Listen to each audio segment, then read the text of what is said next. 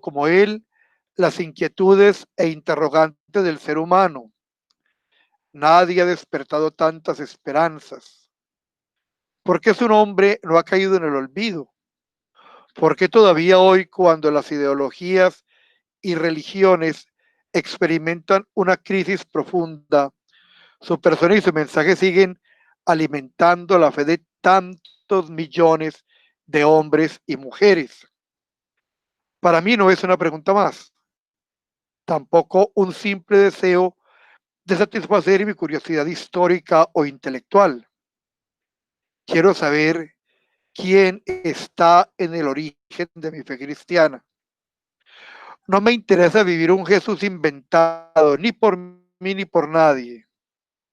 Deseo aproximarme con el mayor rigor posible a su persona. ¿Quién fue? ¿Cómo entendió su vida? ¿Qué defendió? ¿Dónde está la fuerza de su persona y la originalidad de su mensaje? ¿Por qué lo mataron? ¿En qué terminó la aventura de su vida? Sé muy bien que no es posible escribir una biografía de Jesús en el sentido moderno de esta palabra. Tampoco lo podemos hacer de Buda, Confucio, Lao Tse. No poseemos las fuentes ni los archivos adecuados. No podemos reconstruir tampoco su perfil psicológico, el mundo interior de las personas, incluso de aquellas cuya vida está bastante bien documentada, escapa en buena parte al análisis de los historiadores. ¿Qué podemos decir del mundo íntimo de Augusto, de Tiberio? Sin embargo, eh, conocemos el impacto que produjo Jesús en quienes le conocieron. Sabemos cómo fue recordado, el perfil de su persona, los rasgos básicos de su actuación, las líneas de fuerza y el contenido esencial de su mensaje, la atracción que despertó en algunos y la hostilidad que generó en otros. Con estas palabras se inicia este libro, que es verdaderamente una obra bien interesante y que, como les decía en un comienzo, en el momento que lo quieran eh, se los puedo enviar. Entonces vamos a iniciar este recorrido fabuloso sobre la persona de Jesús. Ese va a ser el tema que nos va a ocupar muy seguramente las próximas clases. Entonces, el credo, vamos a hablar de Jesús Cristo. Y empecemos por el nombre. Jesús era su nombre, lo vamos a ver en un momento, significa Yahvé salva. Y Cristo fue su apelativo, el gran ungido. Lamentablemente, en una contracción apostrófica, se le dio el nombre de Jesucristo, perdiendo la esencia de ambos nombres, que tienen un gran significado. Es común para los cristianos ortodoxos el que lo sigamos llamando Jesús Cristo y no la figura apostrofada que estamos conociendo. Entonces, iniciamos el credo diciendo, y en un solo Señor, Jesús Cristo. Como el tema es bastante extenso, voy a hacer lectura del material, conforme lo hemos venido haciendo, aclaración de lo que no nos haya quedado claro, y posteriormente y ampliación de algunas partes del tema. Y les insisto, en el momento que usted tenga alguna duda, interrumpa y formúlela para que no se nos queden en el tintero. Entonces, la confesión fundamental de los cristianos acerca de su maestro es esta: Jesús Cristo es el Señor. Esta comienza en el Evangelio cuando Jesús mismo pregunta a sus discípulos, en Mateo 16:16. Pregunta, él les ha preguntado antes, ¿quién dice la gente que soy yo? Y entonces se hace la explicación de los rumores. Unos dicen que tú eres Elías, otros de los profetas, en fin. Jesús les dice, ¿y ustedes quién dicen que soy yo? Simón Pedro toma la palabra y le contesta, tú eres el Cristo, el Hijo de Dios vivo. Y esa es la verdad fundamental de nuestra fe cristiana. Ese es el primer acto de fe que los seres humanos deben hacer acerca de Él. Mientras me lo trae, no, agua fresca, acerca de Él. Al nacer, el Hijo de María recibe el nombre de Jesús, que significa literalmente Yahvé salva, el Salvador. Recordemos lo que nos trae el Evangelio de Mateo y el Evangelio de Lucas, cuando el ángel le dice a José, a quien pondrás por nombre Jesús, porque él salvará a su pueblo de sus pecados. Jesús es el Mesías, el que fue prometido al mundo. Creer en un solo Señor, Jesús Cristo, es la principal confesión de fe por la cual los primeros cristianos estaban dispuestos a dar su vida, pues es la confesión que afirma la identidad de Jesús como el Dios Altísimo. Miremos qué sabemos de Jesús. Entonces empecemos por su nombre. Yeshua es su nombre. Jesús significa específicamente Yahvé salva y tiene la misma raíz del tetragrama. Ya habíamos visto en la clase anterior las 4 consonantes que representaban o que eran el nombre de Dios, impronunciables, que luego se le agregan las vocales de Adonai, un calificativo. En griego antiguo, Jesús, en arameo Iso, y en hebreo antiguo, Yeusuas o Yesuas. Entonces, ese es el nombre de Jesús.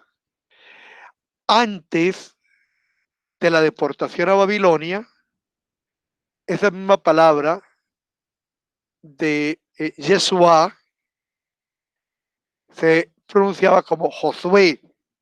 Entonces, es el mismo nombre del Josué que encontramos en el Antiguo Testamento. Cristo en griego antiguo, entonces es Christos, que significa el ungido. Y aclaremos un poquito esto, aunque creo que ya habíamos sacado el tema, pero no sobra repasarlo.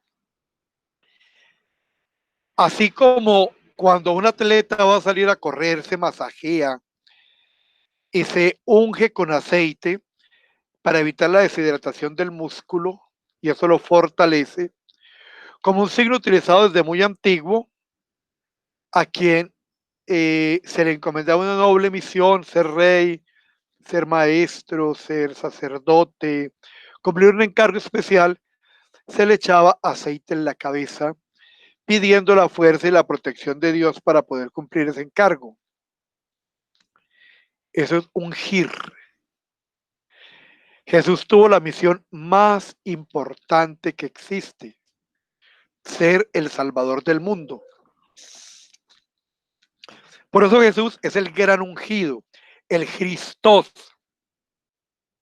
el Mashiach, donde viene también la palabra Mesías en hebreo. Mesías y Cristo es la misma palabra. Mesías en hebreo y Cristo en griego. El gran ungido. Jesús, o sea, Yahvé salva, y Cristo el gran ungido, el ungido de Dios. Hablemos de su fecha de nacimiento. Entonces, la fecha de nacimiento de Jesús fue calculada en el siglo VI después de Cristo por un monje y astrónomo llamado Dionisio el Exiguo. Y para ello tomó el año 754 de la fundación de Roma como el año primero. Solo que se equivocó en este dato. Cuando revisamos los otros datos que nos da el Evangelio, entonces encontramos que Jesús está vivo, Jesús ya ha nacido, cuando está todavía vivo Herodes I el Grande. Entonces, por lo que se deduce que Jesús tiene que haber nacido antes del año 753 de la fundación de Roma. Esas letras A u C significan ad urbe condita, antes, con la fundación de la urbe, de la gran ciudad. Entonces, antes del año 753. Y esto debió suceder más o menos, calculamos, hacia el año 746 de la fundación de Roma. ¿Por qué? Sabemos que Herodes muere en el 750. O sea, si Jesús nace en el 754, no habría sido posible que le hubiera tocado Herodes el Grande reinando.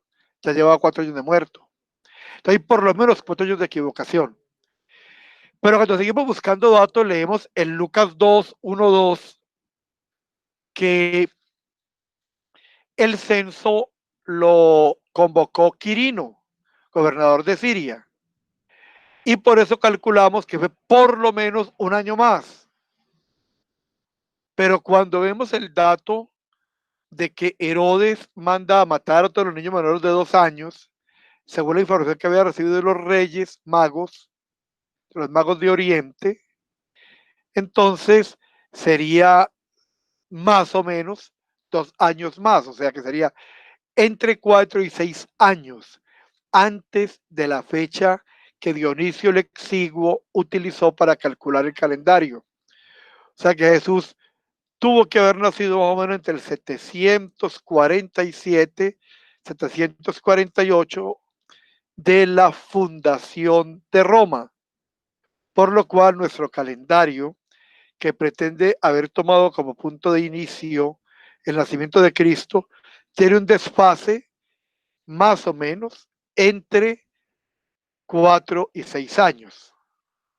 Ese es el primer dato que necesitamos establecer.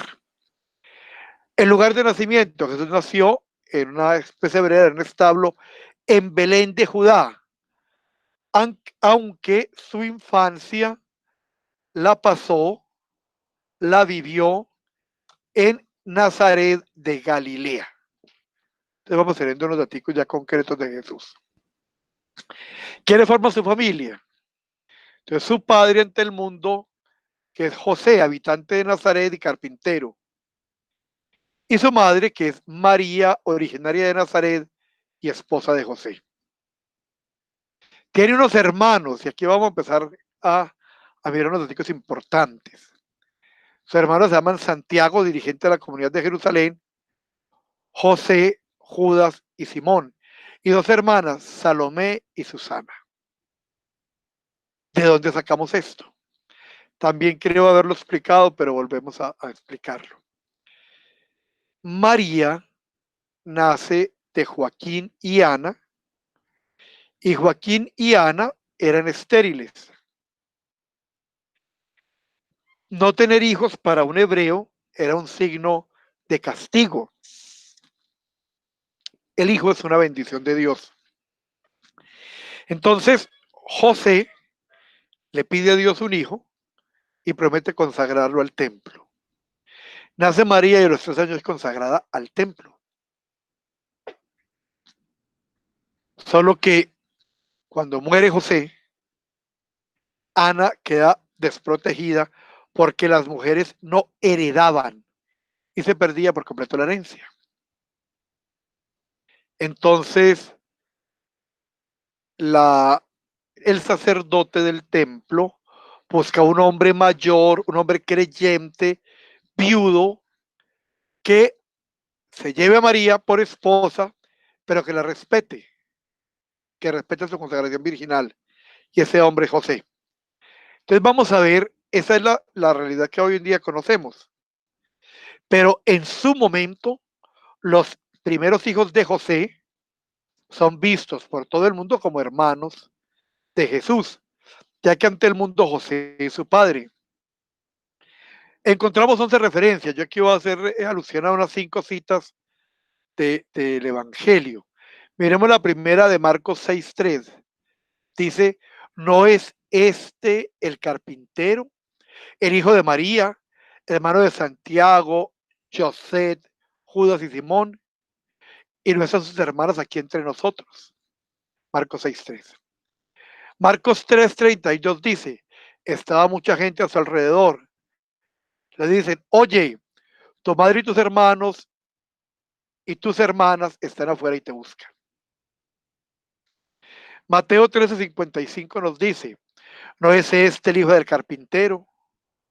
¿No se llama su madre María y sus hermanos Santiago, José, Simón y Judas? El Evangelio de Juan 7:3 dice, le dijeron le dijeron sus hermanos, sal de aquí y vete a Judea, para que también tus discípulos vean las obras que haces. El Evangelio de Juan. Y Mateo 12:46, para traer otra, dice, también estaba hablando a la muchedumbre cuando su madre y sus hermanos se presentaron afuera y trataban de hablar con él. Hay 6 citas más del Nuevo Testamento donde se hace alusión directa. Algunas personas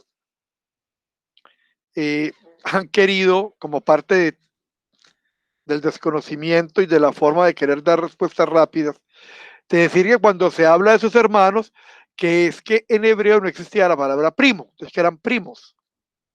Y es absurdo. Cuando vemos después de la anunciación, el arcángel le dice a María que una prueba de la veracidad de la anunciación es que Isabel, su prima, la que llamaban estéril, se encuentra en el 6º mes de embarazo. No dice su hermana. O sea, si existía la palabra primo en el idioma sin ningún problema. Es como para dar alguna referencia. Entonces, estos son su familia. ¿Qué idioma habló Jesús? Jesús hablaba un dialecto galileo llamado el arameo, que es una mezcla de griego y hebreo, ambos mal hablados. Pero también hablaba hebreo, ya que era la lengua en la que se hacían las oraciones y se leía en la sinagoga.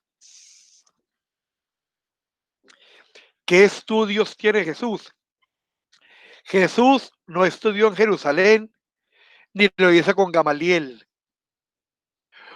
No tuvo ningún título, pero sabía leer y escribir. ¿Cómo lo sabemos? En primer lugar, porque en el Evangelio nos cuenta cómo llega un día a la sinagoga, le pasan el texto, es un texto de Isaías 61, y eso lo lee, el Espíritu del Señor está sobre mí. Entonces sabía leer. Y cuando apedrean la mujer adúltera, la mujer que es cogida flagrante en adulterio, y entonces según la ley van a apedrearla, Jesús se agacha y empieza a escribir en la tierra, que es cuando les dice, el que esté libre de pecado que tiene la primera piedra. Sabía leer y escribir. Eso lo aprendió en la escuela sinagogal, en la escuela de la sinagoga, pero no tiene estudios. Su domicilio. Antes de comenzar su ministerio, su oficio o su domicilio fue, Nazaret. Luego anda de un lugar a otro sin tener un lugar donde reclinar su cabeza. Su centro de actividad en Galilea fue Cafarnaún.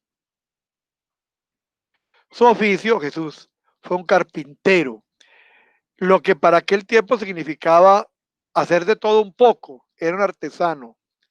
Era un oficio manual, humilde pero apreciado. Y Jesús luego abandonó su oficio para convertirse en un predicador itinerante, en un predicador ambulante junto con sus discípulos. Su posición social, nos dice la escritura, siendo rico se hizo pobre. Esa fue su opción radical. Entonces, su nacimiento se dio en extrema pobreza, al interior de un corral ajeno.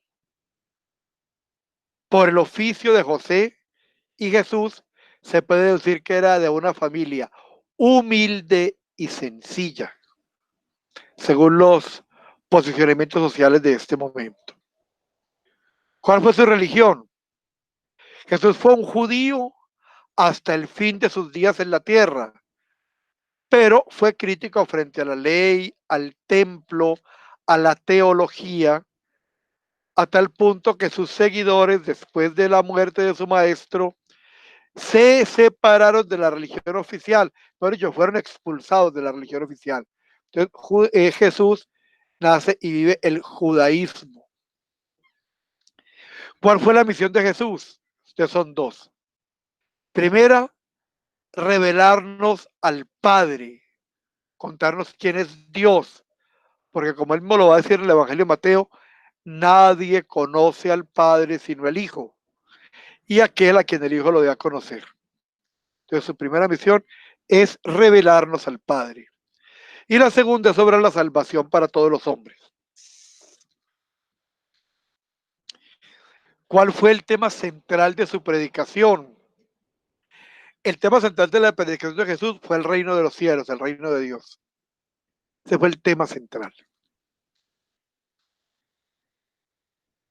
De hecho, cuando tomamos, por ejemplo, el Evangelio de Mateo, que tiene 5 grandes sermones o 5 grandes discursos, el primero, que es el Sermón de la Montaña y el más importante de todos, los teólogos lo llaman el discurso programático del reino, porque el tema central de la vida de Jesús allí está esbozado, el reino de los cielos.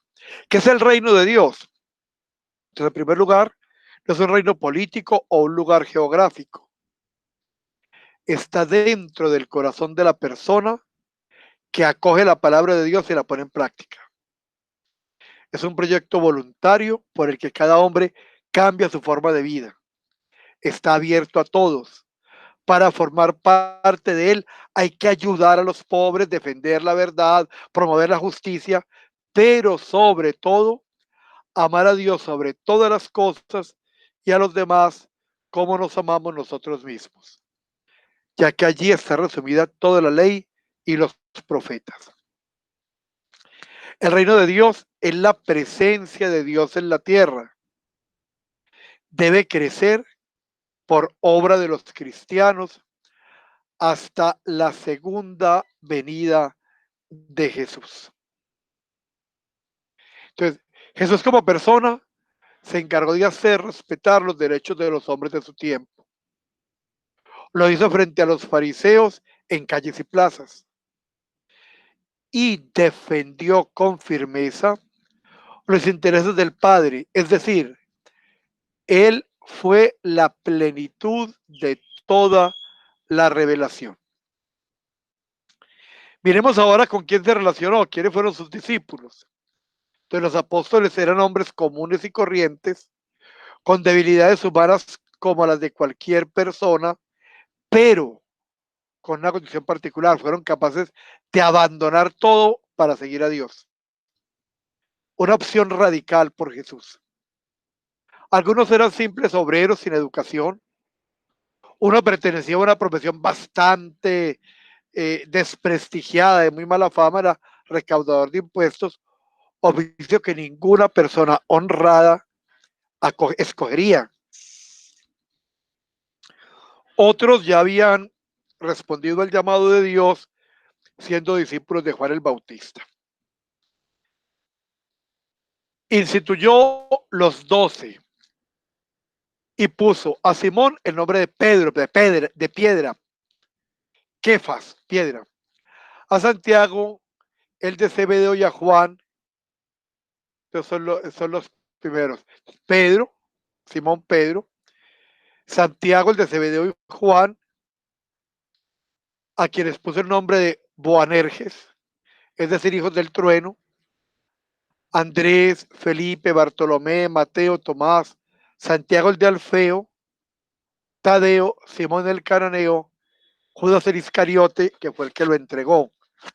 Así leemos este texto en Marcos 3, 16, 19. Entonces, ¿quiénes fueron sus apóstoles? En primer lugar, Simón, que se lo va a llamar Pedro, que significa piedra, quizás por su fuerte carácter y temperamento. Siempre actuaba con mucha pasión. Era pescador de profesión, un metepatas insigne. Negó a Jesús 3 veces cuando fue arrestado, pero aún así, después de recibir el perdón, fue usado por Dios para dar el discurso querigmático que se da después de la resurrección y con el cual se inicia la iglesia. ¿Qué sabemos? que fue el primer obispo de, de Antioquía. No hay certeza histórica, forma de probar que estuvo en Roma, pero si estuvo en Roma, lo claro es que fue una estadía muy breve, que estuvo escondido y cuando sacó la cabeza para los 2 meses de estar en Roma, si fue que estuvo en Roma, fue matado, ya que al no ser ciudadano romano, podríamos ir en términos judiciales y me perdona el doctor Germán, que es el doctor del tema, fue un proceso abreviado con el cual lo condenaron a muerte.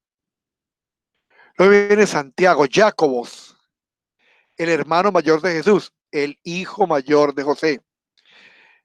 Su ministerio fue predicar en Jerusalén y en Judea hasta que Herodes lo mandó a matar en el 44. Tenía como apodo el Justo, un hombre que gozaba de todo el aprecio y el respeto de la comunidad.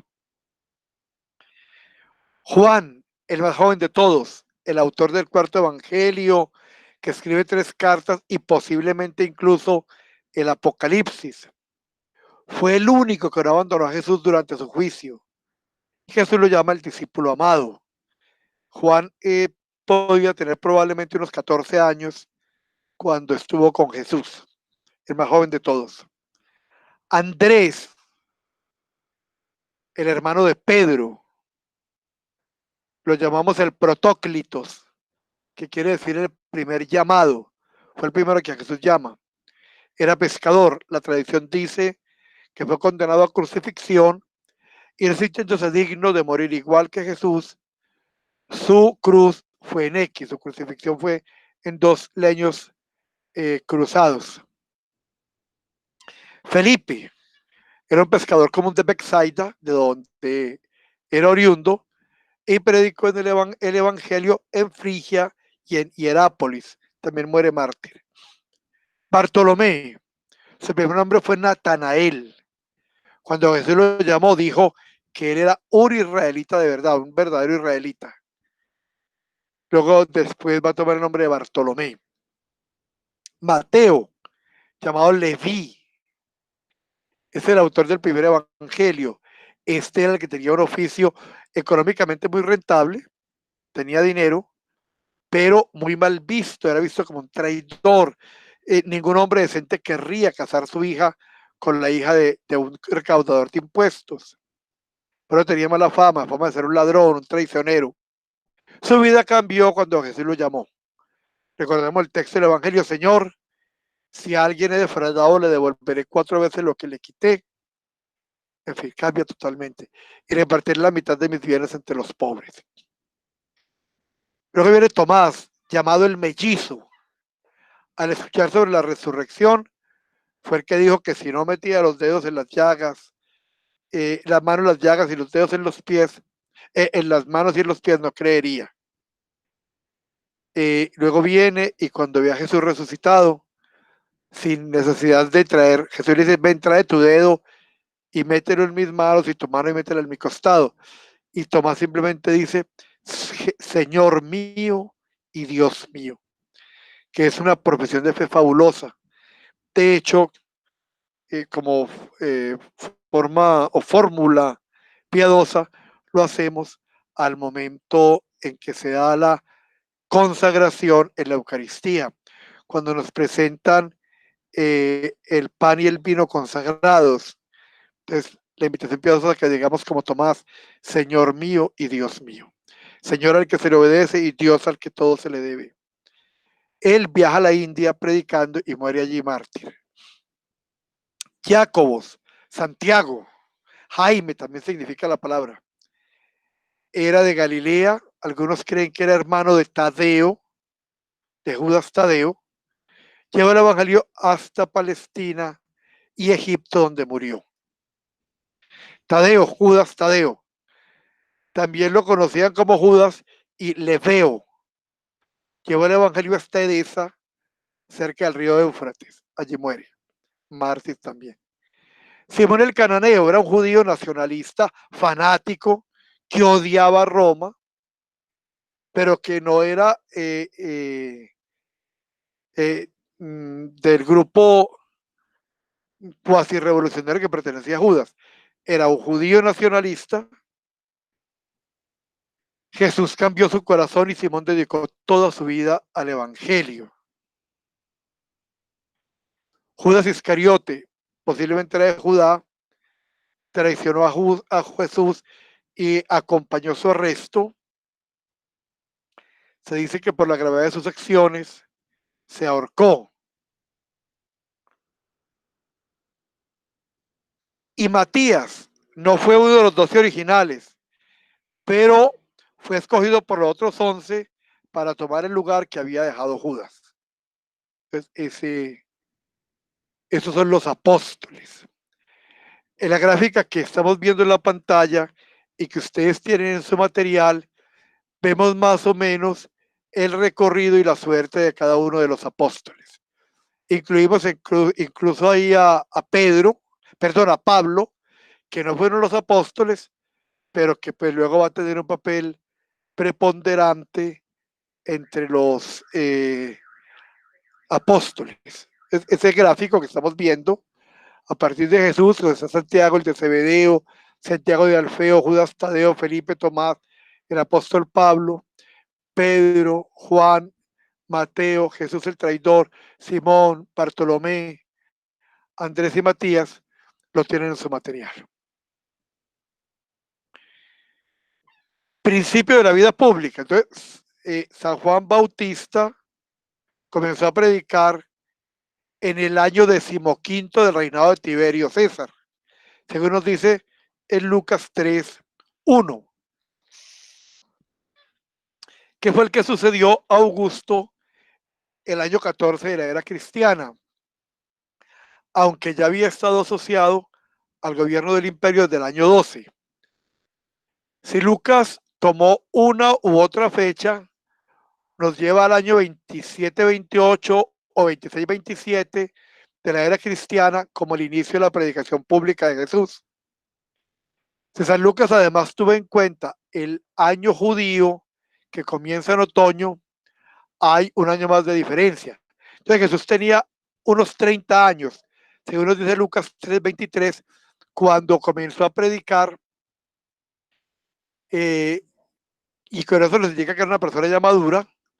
Por tanto, la edad del Señor debe tenerse por encima de los 30. Algunas otras fuentes lo deberían pensar que tenía entre 32 y 33 años cuando inicia su vida pública. ¿Cuánto duró la vida pública? Entonces, en el relato del Evangelio de Juan, Jesús celebra 3 Pascuas.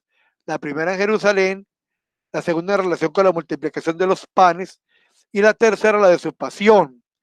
Y estos son 2 años y algunos meses de tiempo de la predicación pública de Jesús. ¿Por qué? Porque el año judío, como el año nuestro, el calendario litúrgico nuestro, se inicia el 1 de septiembre, o sea, al iniciar el otoño. Entonces, al llegar Pascua no hay un año completo, habría de septiembre más o menos a marzo o abril, habría unos 7 u 8 meses. Entonces, más o menos son 2 años y 7 u 8 meses el tiempo que duró la vida pública de Jesús. La fecha de su muerte. Todos los evangelistas están de acuerdo que murió un viernes. San Juan precisa que los judíos no entraron en el pretorio para no contaminarse y poder comer la Pascua, Juan 18:28. Por eso el día sería el 14 de Nisan, día tradicional de la Pascua. Los cálculos astronómicos dicen que los días en que el 14 de Nisan cayó en viernes en aquella época son el 13 de abril del año 27, el 18 de marzo del año 29, el 7 de abril del año 30 o el 3 de abril del año 33. Para mí personalmente sería esta la fecha en que se dio la muerte de Jesús, el 3 de abril del año 33. 33 según el calendario de la era cristiana, lo que efectivamente no dice, no nos distanciaría 2020 años, sino entre 2024 y 2026 años de ese acontecimiento. Bueno, ¿qué fuentes nos hablan de Jesús? Entonces, empecemos porque lamentablemente, y es parte de el momento, aparece gente con una cantidad de datos que nada tienen de asidero histórico, Román, de asidero histórico comprobable. Entonces, Jesús no escribió nada, como tampoco lo hizo Sócrates, como tampoco lo hizo Buda, Lao Tse, en fin, no escribió nada. Todo lo que sabemos de ellos ha sido transmitido por otros. Por eso tenemos que analizar las fuentes que nos permiten conocer su historia. Entonces, hay unas fuentes no cristianas, sí. Hay unos historiadores, el más importante de ellos, Flavio Josefo. Hay otros dos historiadores que hablan de Jesús, Tácito y Suetonio. Los historiadores tenemos no cristianos, los tres, Flavio Josefo, Tácito y Suetonio. Y autores o cronistas, mejor, que aluden a él, hacen alusiones muy, muy breves, pero aluden a él. Y hago este tipo de precisión porque en el siglo XVIII y XIX apareció una corriente que quiso negar el Jesús histórico. Decir que Jesús era simplemente una figura mítica que no existió. Por eso hablo de fuentes no cristianas y de cronistas que hacen alusión a él. ¿Cuáles? Plinio el Joven, por ejemplo, Maravaro, Luciano, Celso, son cronistas de la época que hacen alusión a Jesús. Les quedan los datos, toda esta misma información exacta la tienen en el material que les envié. Entonces pueden con esos nombres a través de distintas fuentes en internet, de Google, por ejemplo, saber quién fue el Plinio el Joven, Maravaro, Luciano, Celso, en fin. Las fuentes más amplias son fuentes cristianas, todas ellas del Nuevo Testamento. Entonces, en primer lugar, los tres evangelios sinópticos, Mateo, Marcos y Lucas, ya que ellos nos dan una información eh, que cotejada nos permite como estructurar más o menos una semi-biografía de Jesús. Juan en su evangelio, Pablo en sus cartas, y me faltó ahí, para que también lo tengan presente, los evangelios apócrifos. Los evangelios apócrifos no son tenidos como verdad revelada, como palabra de Dios, ya que pues no, lo que allí contienen muchas veces es más fruto de la buena voluntad. Ejemplo, algunos dicen que cuando el niño Jesús iba caminando por el campo, como era pequeño y no alcanzaba los árboles, se agachaba para que cogiera las frutas. Eso es simplemente fruto de una visión piadosa, romántica, pues que no tiene asidero histórico, pero que de alguna forma tampoco tiene mala intención. En los evangelios apócrifos encontramos muchos datos que históricamente sí les van a servir para referenciar la vida de Jesús. Entonces, a pesar de que hoy ya ningún estudioso serio se atreve a negar a Jesús como personaje histórico, sí es bueno que tengamos como conocimiento de estas fuentes. Entonces, ahora sí que tenemos unos datos muy generales. Entremos a mirar lo que el credo nos dice sobre Jesús. Entonces, el Hijo de Dios, Hijo unigénito de Dios. Entonces, vamos a hacer una aclaración antes de que empecemos para que todo nos sea más claro. Cuando aceptamos que es el Hijo de Dios, entonces no podemos caer en ninguna de las herejías de los primeros siglos. Hijo de Dios, pero no es igual a Él. Es imposible que cualquiera de los que estamos ahora en la clase tenga un hijo y no sea igual a usted, no sea un ser humano como usted. De una forma elemental, el hijo de un gato tiene necesariamente que ser gato. Y el hijo de un perro ser perro. Y así el hijo de cualquier ser vivo tiene que ser igual a su congénere, a su padre, a su predecesor. Entonces, si este es hijo de Dios, es Dios, comparte la misma esencia, la misma naturaleza. Por eso empezamos diciendo que Jesús es uno con Dios como su Hijo unigénito. Unigénito significa el único que viene directamente, el único hijo eh, que comparte la esencia y la naturaleza con Dios. Nosotros somos hijos de Dios, sí, pero por adopción, cuando hemos sido adoptados en el bautismo. Nosotros no compartimos la esencia divina. Nosotros no somos dioses. Jesús sí, porque es el Hijo unigénito, el único Hijo que viene de Dios. Esta es la proclamación con valor de revelación formulada por los santos padres del Concilio de Nicea. Y en un solo Señor, Jesús Cristo, unigénito Hijo de Dios, nacido del Padre antes de todos los siglos, luz de luz, Dios verdadero de Dios verdadero, engendrado, no creado, de la misma esencia del Padre, por quien todo fue hecho. O sea que estamos hablando de la persona de Jesús. Estas frases hablan acerca del Hijo de Dios, también llamado el Verbo o el Logos de Dios. Juan lo llama el Logos de Dios. Antes de su nacimiento en un cuerpo humano, eh, perdón, el Logos de Dios, antes de su nacimiento en un cuerpo humano, nació de María la Virgen en Belén, en Palestina. Hay un solo Hijo eterno de Dios, Jesús. Es llamado el Hijo unigénito, que significa que fue el único que nació del Padre. El Hijo de Dios es nacido del Padre antes de todos los siglos, es decir, antes de la creación, antes del comienzo de los tiempos. Las circunstancias de espacio y tiempo se inician con la creación. Antes de la creación no había ni espacio ni tiempo. Entonces Jesús nació del Padre antes de todos los siglos. El tiempo tiene su comienzo en la creación. Dios existe antes del tiempo, en una existencia eterna. Eterna significa sin tiempo, que no tiene ni principio ni fin.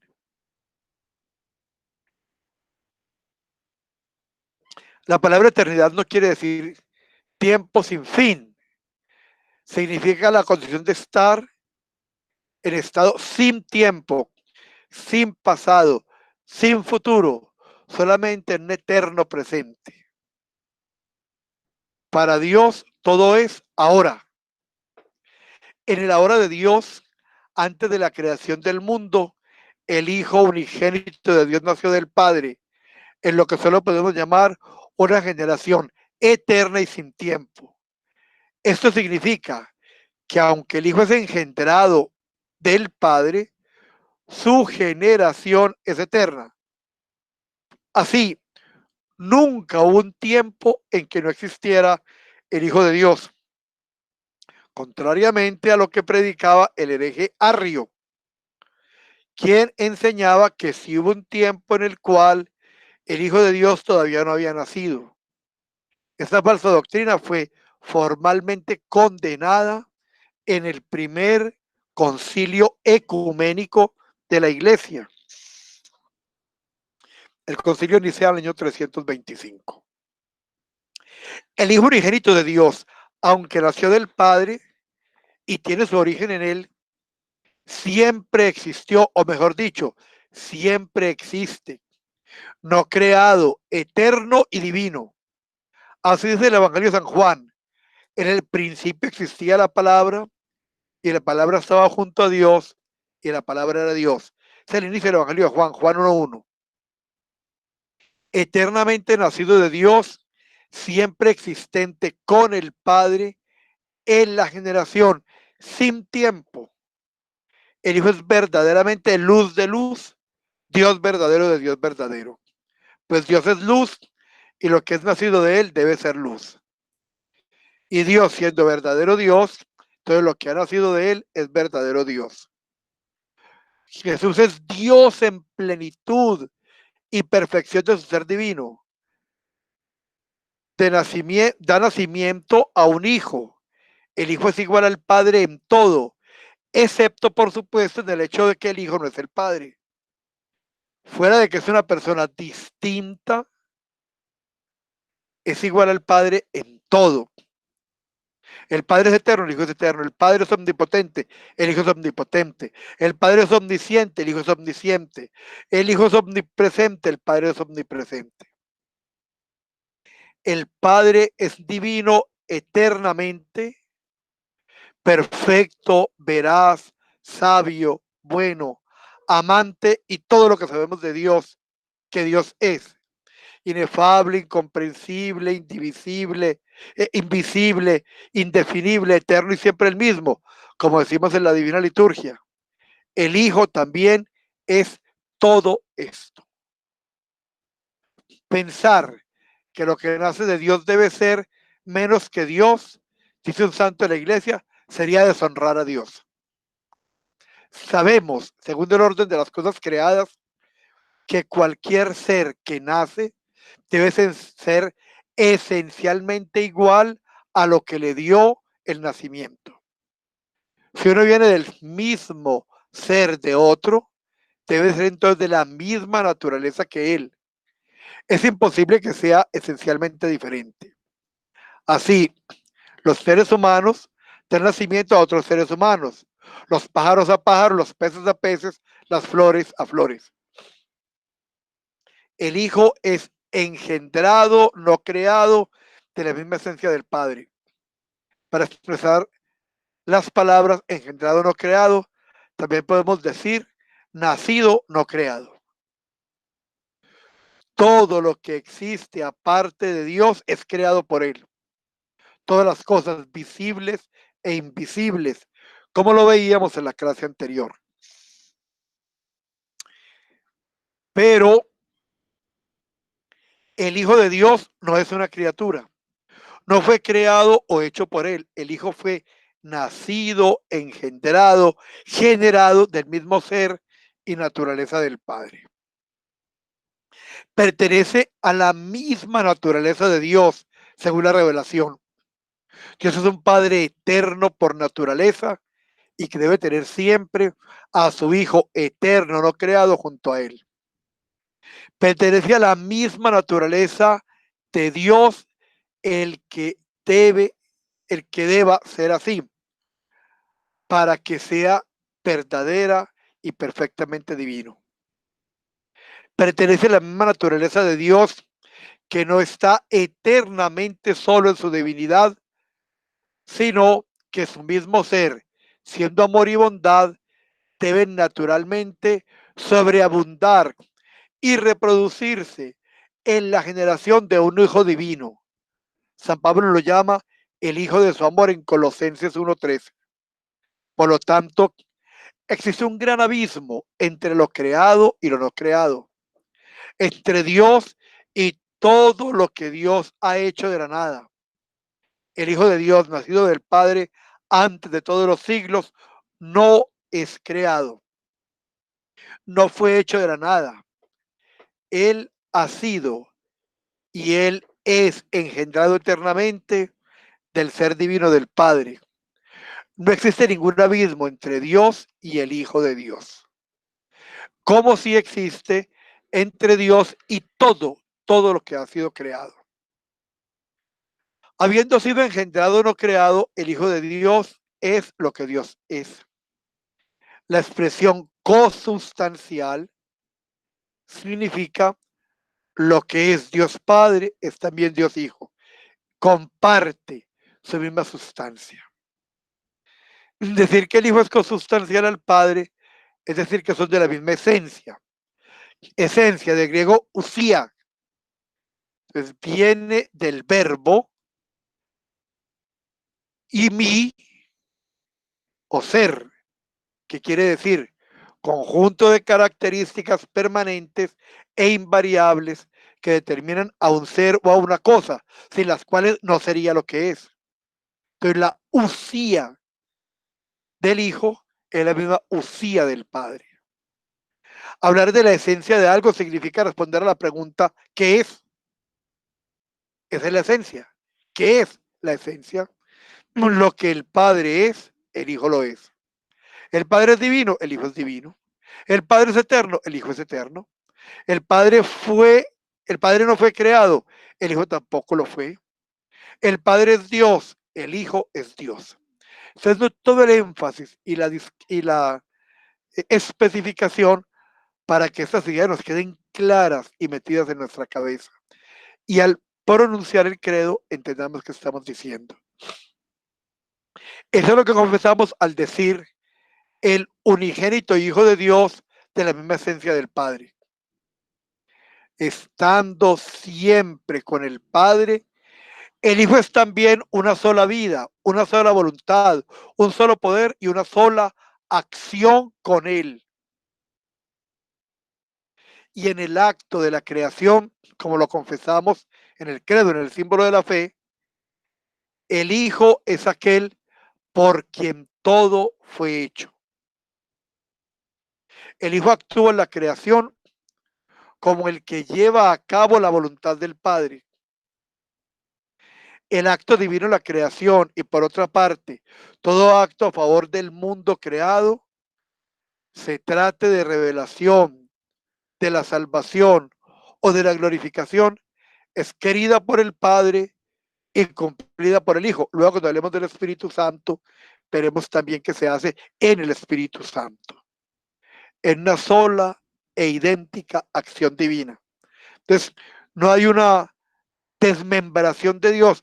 Esto es obra simplemente del Padre. Aquello es solo del Hijo y esto solo del Espíritu Santo. En algunos teólogos, de una manera equivocada, le dan como espacios de acción. Entonces, el Padre es el del Creador y el del Antiguo Testamento. El Hijo es el del Evangelio y el inicio del Nuevo Testamento.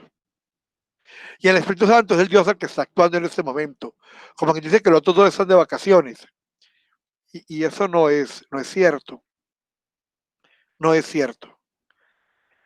Se actúa en una sola e idéntica acción divina, porque es un solo Dios verdadero.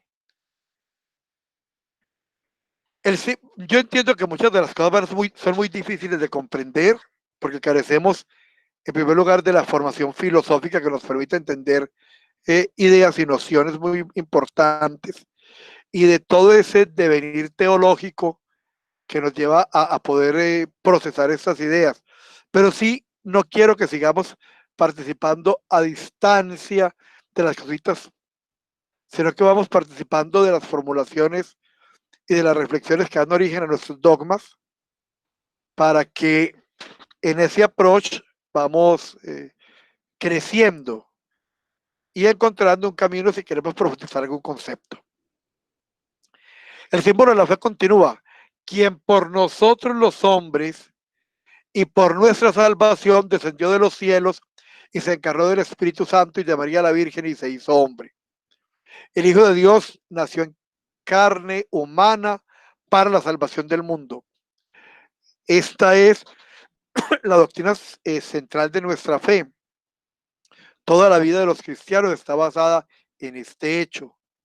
El símbolo de la fe enfatiza el hecho de que por nosotros los hombres y por nuestra salvación es que el Hijo de Dios ha venido. Esta es la más asombrosa, la más increíble de las enseñanzas bíblicas, que tanto amó Dios al mundo que entregó a su Hijo unigénito para que todo el que crea en él no perezca, sino que alcance la vida eterna, como lo dice el Evangelio de Juan 3:16. Y como lo citamos textualmente en la Divina Liturgia. Entonces, miren, empezamos a ver que la misa no es invención para algún señor, sino que en la liturgia una gran cantidad, la inmensa mayoría de sus expresiones son de origen bíblico.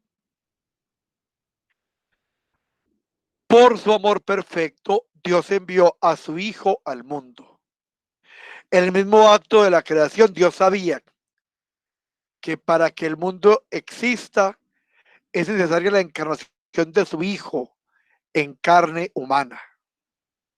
La palabra encarnación significa asumir la carne, tomar la carne, en todo el sentido de la naturaleza humana cuerpo y alma. Entonces, Dios que se encarna asume el cuerpo y el alma humana.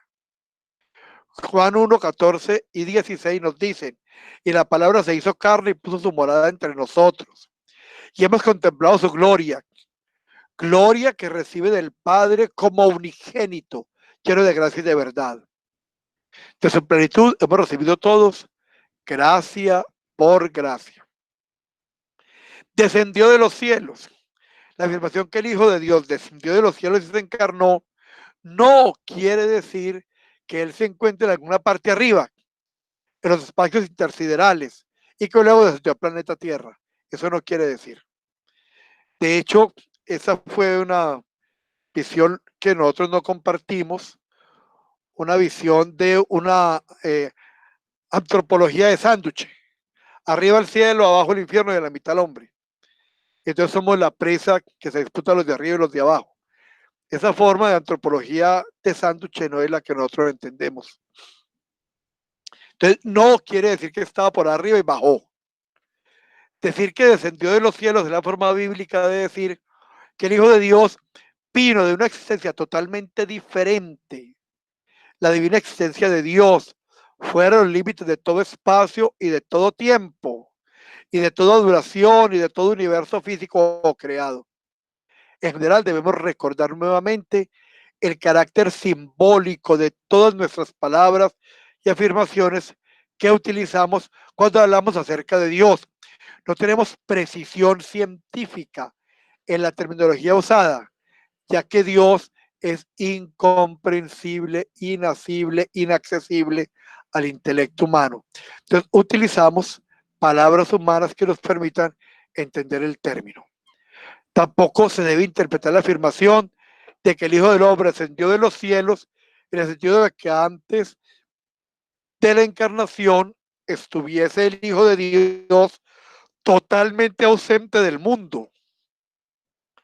Así, en su encarnación, el Hijo viene al mundo personalmente y llega a ser él mismo un ser humano, pero ya estaba en el mundo, en su realidad espiritual.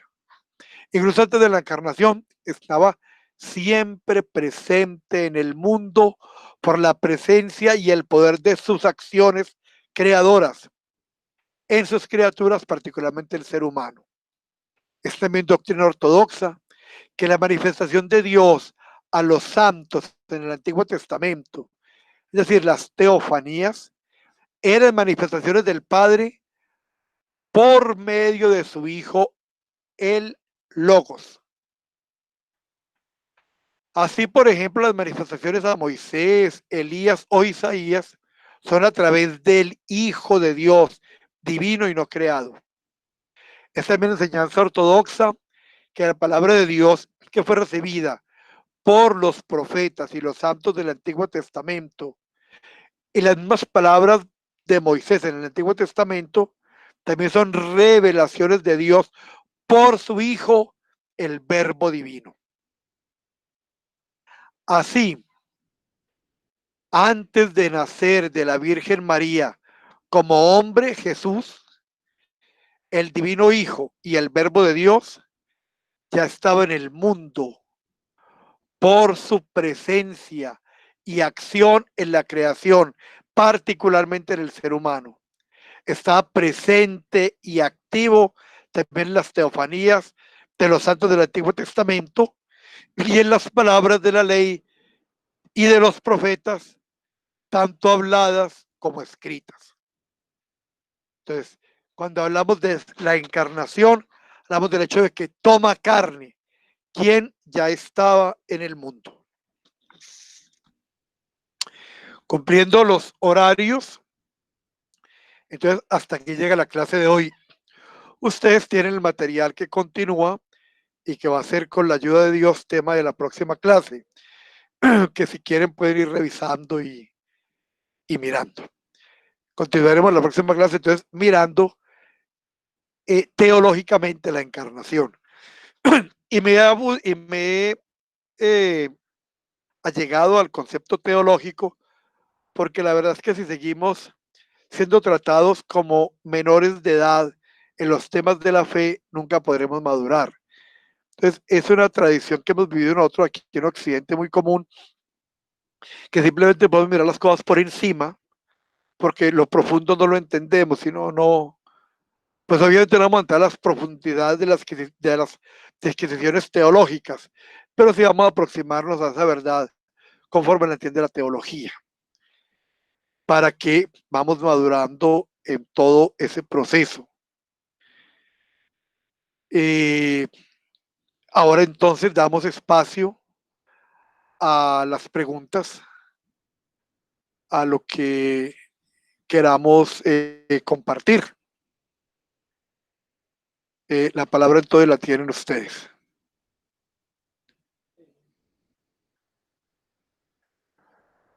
Perdón, vamos eh, a dar la palabra. A ver qué inquietud tienen, qué no les quedó claro del tema de hoy. Hay un mensaje, a ver. Todos los mensajes. Dice, eh, buenas noches, padre, cuando pueda, me puede reforzar el tema de los hermanos de Jesús. Lo dice Julián González. Entonces, miren, simple y llanamente volvemos a hacer la aclaración. María nace de unos esposos que son estériles, Joaquín y Ana, y piden a Dios la bendición de un hijo y que lo van a consagrar al templo. María, como nos enseña la tradición, es consagrada al templo a los 3 años, pero como Joaquín muere y Ana queda sola, el sacerdote le busca a María a alguien que respete su consagración virginal, pero que la asuma como esposa para que pueda, pues, pensando en María, pero sobre todo en Ana, su madre. Y es que José un hombre mayor, un hombre viudo. Para la gente, Jesús es hijo de José y por lo tanto, los 6 hijos que José tenía son sus hermanos, medios pero hermanos. Y sobre todo en una cultura que es absolutamente patriarcal, no importaba que no era tan importante que fuera otra la mamá, siempre y cuando fueran hijos del mismo papá. Entonces, por eso, esos nombres que encontramos en la escritura, esos nombres, y ahí tienen las citas, pues va y busque la Biblia y miren las citas, hay más citas todavía en que para la gente del momento, simple y llanamente, son sus hermanos. Entonces, esta es la aclaración. Esas personas que hacen profecías y hablan en lenguas es posible, eso es cierto. Mire, eso es una forma, qué pena, teatral en el 99.9% de los casos. Esa teatralidad genera seguidores, esa teatralidad produce dividendos económicos. Cuando miramos el don de lenguas en Pentecostés o la glosofagia, vemos que es la contraposición a la Torre de Babel. En Babel las lenguas se confundieron, nos dice la escritura. Luego en Pentecostés las lenguas se unificaron. Mire que la expresión es, ¿qué pasa aquí? Y menciona 11 lugares diferentes. Aquí hay partos, medos, elamitas. Bueno, no tengo el texto a mano, no lo recuerdo, pero habla de 14 localidades diferentes con dialectos diferentes y todos los entendemos. Entonces, el don de lenguas era para que todos entendieran. Cuando alguien por ahí en una reunión eh, pseudo religiosa, o mejor religiosa, pero pues pseudo cristiana, empieza a hablar en lenguas, se hace exactamente lo contrario de Pentecostés. Pentecostés todos entendieron y en esos casos nadie entiende. ¿Cuál es el objetivo? Hacerse notar, mostrar que tiene un don particular y especial, que nadie lo entiende. Luego lo traduce. Dios no necesita de tipo de manifestaciones. Seamos lógicos. Para nosotros los ortodoxos, la fe no puede ir en contrasentido de la razón. Si para creer hay que dejar de pensar, Dios no nos habría hecho inteligentes. Entonces, si hay un mensaje de Dios, bueno, pero digamos que puede haber en algún momento un mensaje, sea una revelación particular, Dios no la va a decir de tal manera que solo uno la entienda y luego lo traduce como quiera, sino que el mecanismo sería en un esquema lógico totalmente diferente. Entonces, en Pentecostés el don de lengua sirvió para que todos entendieran y en esas manifestaciones de hoy sirve para que nadie entienda, solo cual aquel, el gran, el importante, y eso genera dividendos, lamentablemente. Gamaliel me pregunta Jorge Hugo. Gamaliel es un gran maestro del judaísmo, de la sinagoga, el que da el consejo diciendo, no los persigan tanto. Si eso no es de Dios, se va a acabar por sí mismo. Pero si es de Dios, nada lo podrá acabar. Este consejo de Gamaliel hoy lo vemos evidente.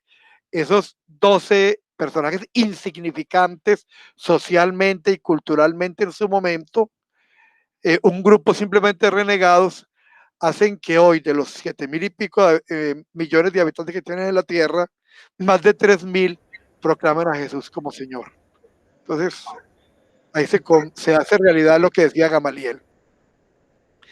Es por eso que la economía de Dios, que sí es valiosa, la economía de Dios, que es la Trinidad, es y existe en unidad perfecta. Cuando una obra, todas las personas obran, porque aunque en el espacio y en el tiempo, de algún modo vemos por el Hijo, al Padre y al Espíritu, a la vez estos seguían actuando en unidad con el unigénito, siempre uno en ser y en acción salvífica. Absolutamente cierto, Edwin, y es cuando estudiamos el Tratado de Trinidad, el dogma de Trinidad, esa es la primera de las afirmaciones que hacemos. Entonces Dios no está dividido, no son tres dioses, es un solo Dios verdadero, en unidad perfecta, como acaba de resonar Edwin. A ver, ¿para quién ha sido, ha encontrado datos nuevos y ha sido interesante y enriquecedor lo que hoy hemos aprendido sobre Jesús?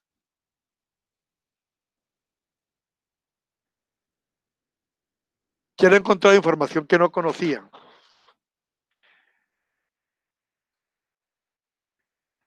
Vladimir, que no te he oído hablar y normalmente eres muy participativo en la clase. ¿Qué padre? Buenas Padre, sí, noches. buenas noches, ¿cómo está?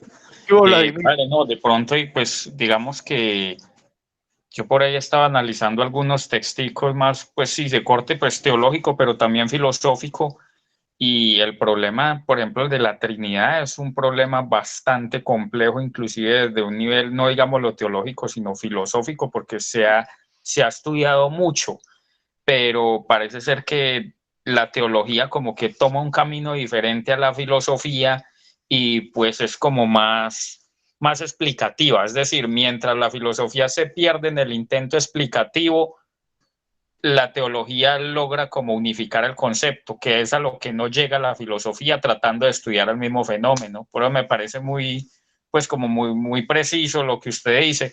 Y pues padre, también como viendo así como noticias de corte, pues así como digamos de sentido religioso, pues con mucho pesar por lo que está ocurriendo, por ejemplo, en Europa, ¿no? Con las iglesias, de la manera como las incendian, la Catedral de Nantes, por ejemplo, una cosa impresionante.